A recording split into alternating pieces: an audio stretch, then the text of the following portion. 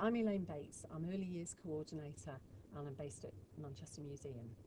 And I'm Margaret Jackson. I'm an artist, a painter, who's been working at Martenscroft for about a year now, isn't it? I'm Kathy Mohammed, Principal of Martenscroft Nursery School and Shores Arts Centre.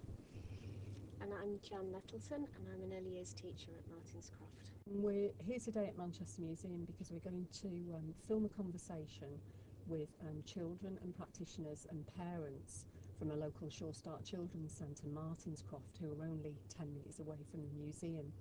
And they've come here today to share their experiences of 4 visits to the museum and what sort of work they've been doing in their setting.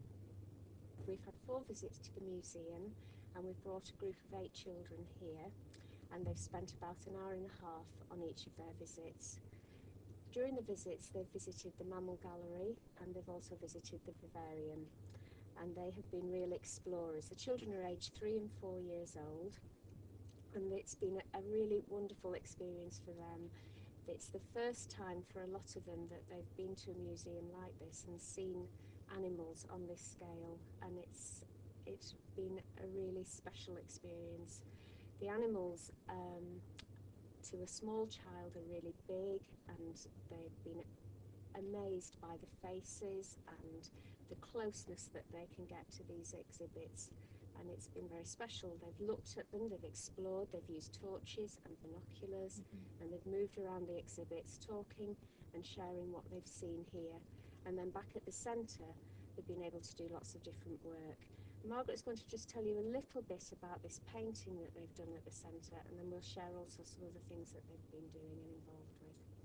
Well, the painting started off with Joel, who talked about the lion when he sat here on the couch. But he started with the lion here, and he just painted that lion on there. He wanted a lion. And we added the nose and whiskers because we were looking at his photograph that he'd taken from the museum. We printed it out, and he had a look and said it had whiskers and it had its tongue hanging out. And then Misha came and wanted to paint something pink. So she loves pink. So we looked in a book of animals and found a flamingo.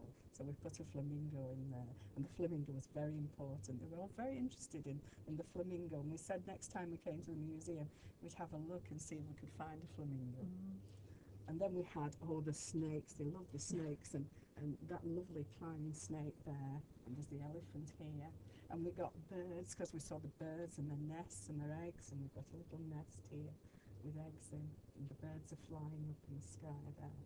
And the tiger, they were very impressed with the tiger and his teeth and his big mouth. He's got his mouth wide open there, and his teeth. And down here, Nevaeh put water on the floor here on the ground.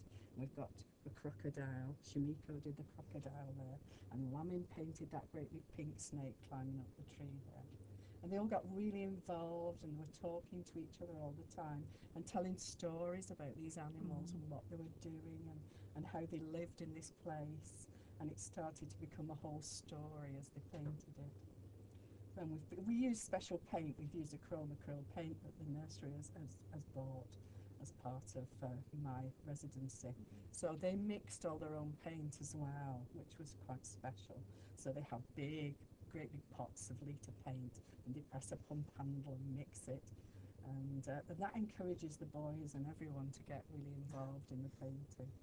I think it's been interesting to see, hasn't it? Some of the children who wouldn't necessarily normally go to put something down on paper have been the enthusiasm from the visit sparked off and come through the painting. And the language that you mentioned has been fantastic. That's one of the things I've noticed when they've come back. They've been buzzing, and the children who have been a little bit introverted in the past have come out and shared wonderful experiences.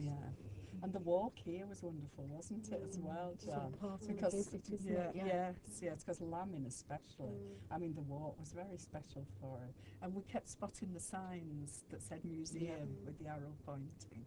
And then the great big M over the door of the museum. That was very good, because I'm M for Margaret. And Mohammed was M as well, so that was really good. And as well as the paintings, they've also done dance and movement. They've made a really big outdoor jungle outside where they've been able to pretend to be animals and take on those roles, and again carry on making up their own stories and rhymes and songs about animals. So this is just part of the work that they've been doing. They've also used clay to make lizards and snakes, and it's really had an impact across the centre. And although just 8 children have been part of this visit, they've gone back and their enthusiasm has really impacted the rest of the group. And so everybody's been involved in the painting, in the artwork, in the mask making, all the projects. Loads and loads of children have benefited and had that experience as well. And I think we have to just say how much that impact it's had on their language and on their questioning, on their thinking, working things out, questioning about things they've not seen before or they don't understand. It's been a real joy to see that. Well, this is something that we've sort of been trying to do locally, is to get this quality for very young children. The first visit is often they have to get used to the environment, as we've seen, and not have too much direction.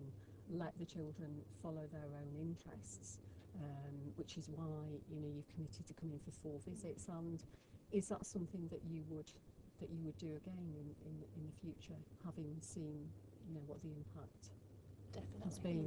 And we want to broaden it out and take it across the whole centre now, so we've got even younger children that we hope will involve their families as well and bring them along. Well, that's the other thing that we've done as well with the visits that we've had some parents that have actually come on the visits, because we had a set of visits, when was that? Was it about 6 months ago we had the first set of visits? And basically the children that came, it was more or less one-to-one, the parents came.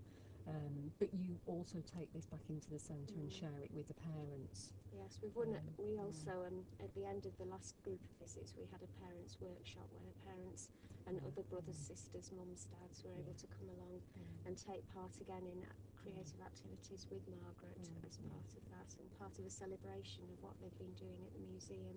And we could share with the parents photographs and an account of the visit with them as well, and show them what they've been learning and finding out about.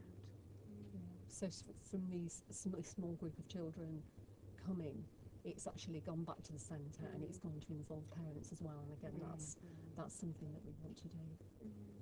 And other staff members as well, because the enthusiasm now for going out and using local resources such as the museum has spread throughout the whole staff team. And that's the other thing we want to do.